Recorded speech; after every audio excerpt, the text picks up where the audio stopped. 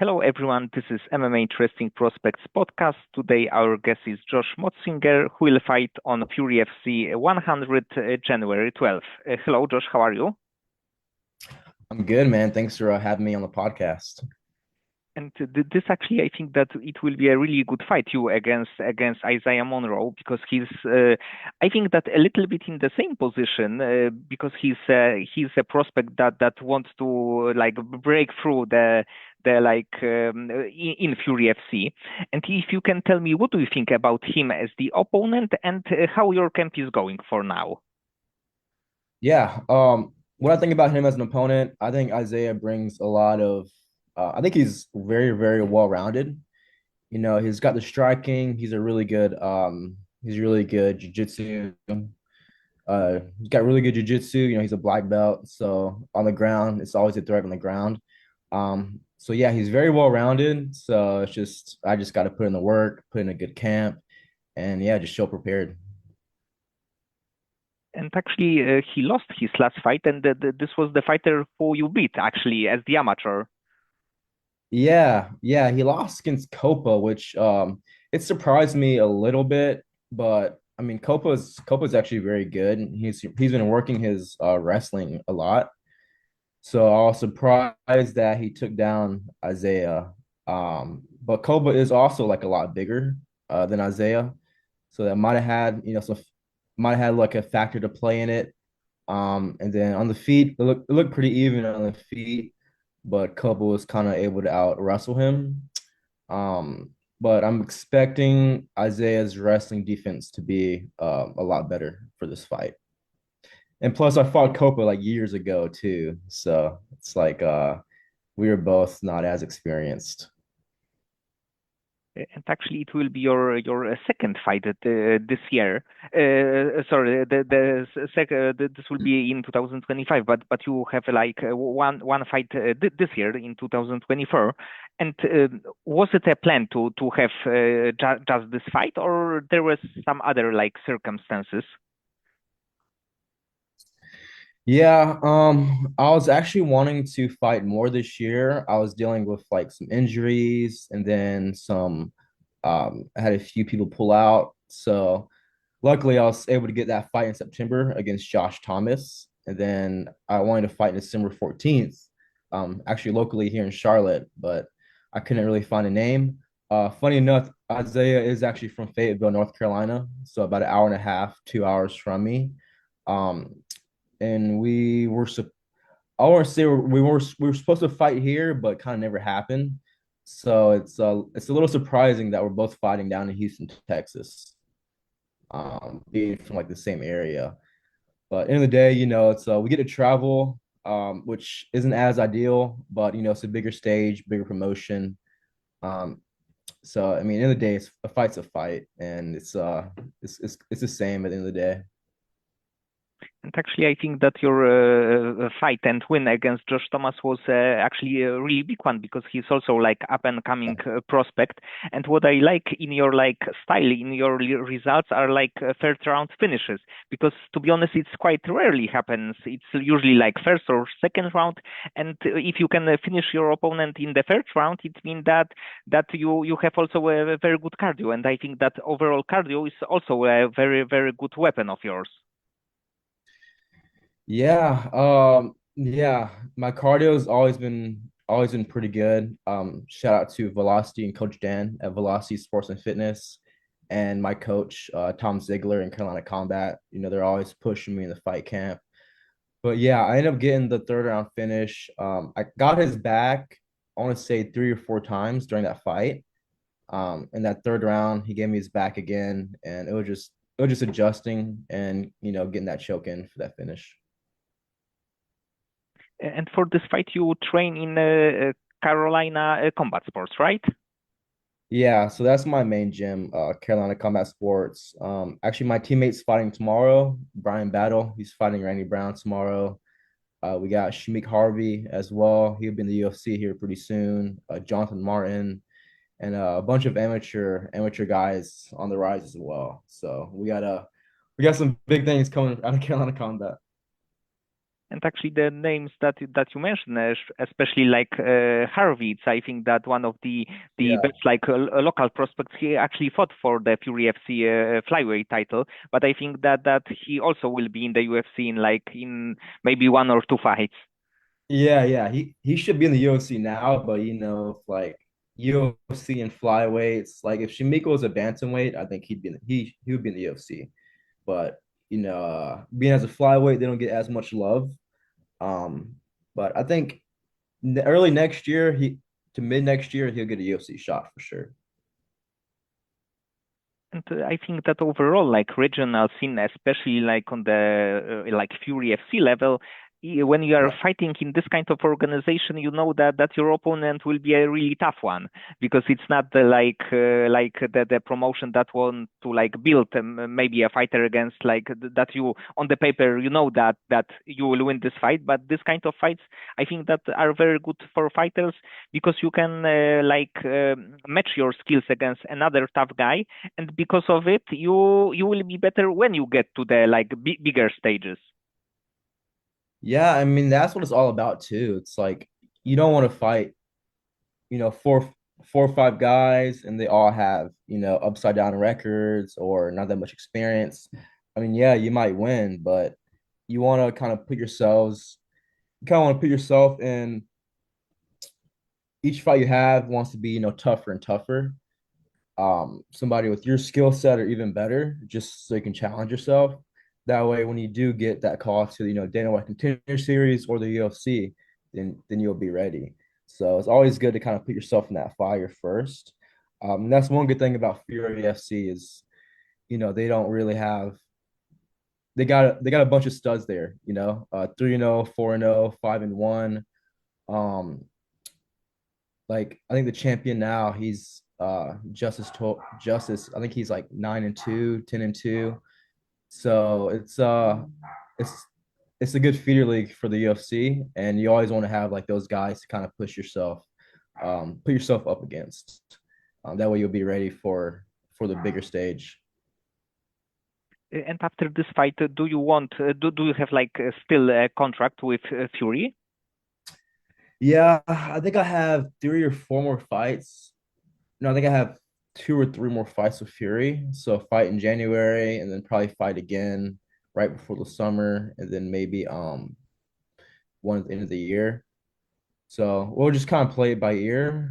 But it would be cool to kind of keep winning in Fury and it'd be cool to get a title shot, you know. And before you started your MMA training, did you have any like kind of background like wrestling or any other combat sport? Excuse me.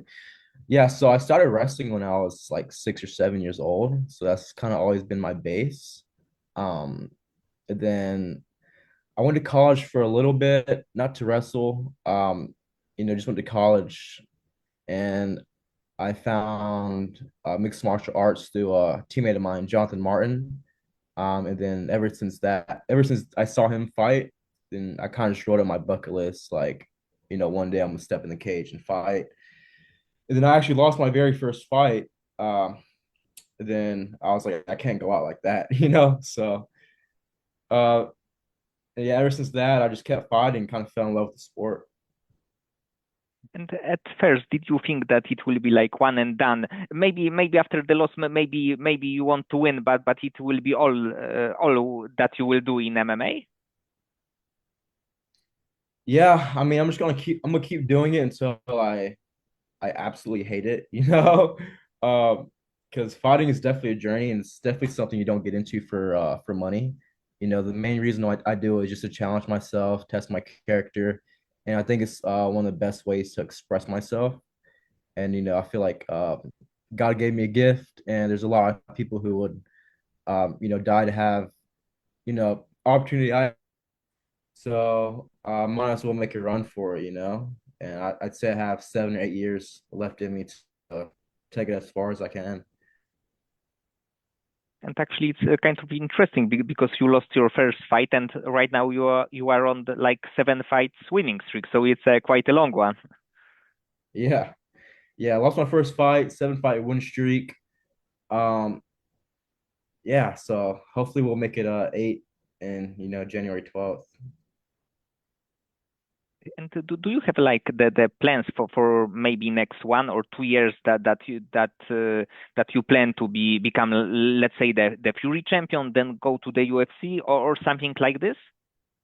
Yeah, just honestly just take it fight by fight and just listen to my coaches, listen to talk to my agent Jason at Iridium and kind of play it by ear. But keep fighting. I do want to at least have 7 or 8, maybe 9 UFC or not UFC, professional fights before I get caught to the UFC. You know, I think a lot of people do rush getting into the UFC. They think they're 5-0, then they jump on series. But I like to have like between 7, 8, and 9 fights before I get a call.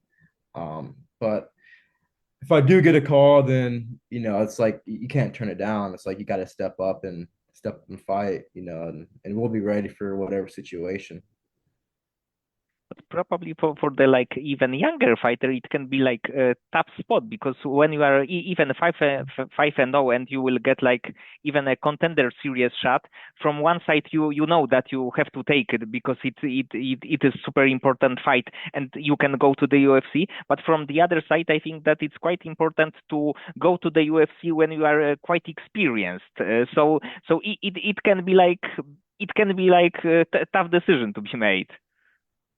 Yeah, it can be tough. That's why it's very important to um, get tough fights at the beginning of your career, especially just tough fights where you're fighting a dog and you really got to dig deep and push through and kind of grind out a win that might not be pretty.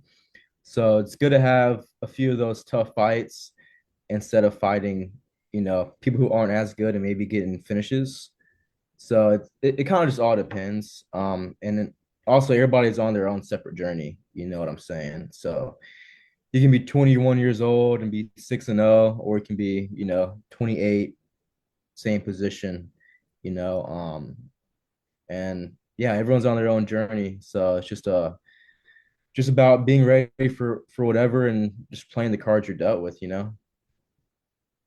Yes, I agree that there is not only one good path to go to the UFC. Yeah, yeah, exactly. Because there's one thing like going to the UFC, and there's another thing like staying there. That's like half the battle is like making it there. And do you have a like fighter that you like to maybe not imitate, but you like to watch and take any kind of like tips from watching him? Bryan Battle, my teammate Bryan. I like watching Bryan fight just because he can put like a pace on his opponents and pretty much break them. And he's good at making reads. He's good at switching it up as far as the kickboxing, wrestling, and he's got really good angle changes. But yeah, I like watching Bryan fight. Charles Oliveira is always fun to watch. Um, Sean O'Malley is fun to watch. So it's I mean, a bunch of really good fighters out there, but yeah, mainly Bryan, and I like watching Charles Oliveira fight. He's probably one of my other favorite fighters. And actually, the Bryan battle will fight tomorrow against Randy Brown, and I think that it will be like super interesting fight because Bryan is like on the rise right now, and Randy Yeah, Brown, of course, is like not an easy opponent. So I think that it will be definitely a good one. yeah, it'll be a fight. Randy's, he's long, he's athletic, but I think if Bryan goes out there and he puts his pace on Randy, then I think Bryan can finish him like end of second round, beginning of third round. And maybe he will have like another very like impressive speech after the fight. Yeah, yeah. We'll see. He's pretty authentic, so whatever he's feeling, he's gonna say it. But yeah, the fans love it, so it should be a fight and a fun speech afterwards. And right now you are in the training camp, but after your fight, do you still like go to the gym like every day and train, or do you prefer to like do some kind of break, like maybe a few days, maybe a few weeks? I usually take a few days off. I've taken a week off before, but it really just kind of depends on the fight, how the injuries were after the fight and how your body's feeling. Um, yeah, usually a few days off because really the hardest part is, it's really the fight camp. Um, the fight really isn't as hard as the fight camp. So you still got to give your body time to recover from like all like the little injuries, the little knickknacks here and there, and it's good to kind of just like rewind down just for a few days, and then just get back to training. And do you like watch your sparring partners or training partners spar, but you like just watching it and not fighting? Do you like to watch it and like also make some mental notes? Yeah, yeah, for sure, for sure. Like if I can't train, sometimes I just go in and just watch a sparring, watch the sparring, watch my teammates, and just yeah, just pretty much just watch them and make those mental notes um and yeah, yeah, just it's always good just go in there because you can learn. Saying you don't have to go out there to learn. Sometimes it's good just go in there and watch. Look at specific tendencies, tactics, moves that they do, and kind of implement it to your game plan. Kind of eat the fish, leave the bones, kind of deal. So watch, get the knowledge, and then try and use it for your next training session, and then in sparring, and then hopefully the fight. So yeah, if I'm too beat up too, sometimes I'll just go in and watch my training partners or just And it is good that we are in the good gym because you have a lot of good fighters there, so you can probably see a lot of really good things and like learn this kind of things. yeah, yeah, yeah, a bunch of good fighters, and we're not like a huge gym yet, um, but we're all very close, man. We're like a family, so it's always good just go in there. And outside of fighting, when let's say you are after the fight and you will not go train, do you have any like hobbies or passions, something like this? Yeah, like really just kind of just stay at home, hang out, go out with friends. I like to read, write, play games, go on bike rides, just do stuff, just keep my mind busy. But other than that, man, I pretty much just train. And do you like read like some kind of maybe biographies of fighters of like or the like MMA books or like something completely different? Yeah, I've read some of GSP's book. That was pretty good. Um, I like reading books about just like the mental, like Relentless is good by Tim Grover, and a lot of books about philosophy, just like how the mind works, psychology stuff. Just because that stuff like always just interests me. Kind of like why we do like the things we do. But yeah, a little bit of everything. I like reading books about fighting, but mainly like, philosophy, psychology, stuff like that. Do you like also listen to podcasts about this kind of topics? Yeah. Yeah, sometimes. Um, I got like such a short attention span though. So like I listen for like 10 minutes, then I'll play music and then have to go back and listen. So, but if I'm like in the car for a while, then yeah, I throw on like a little audiobook or something. Okay, Josh. So thank you for the conversation.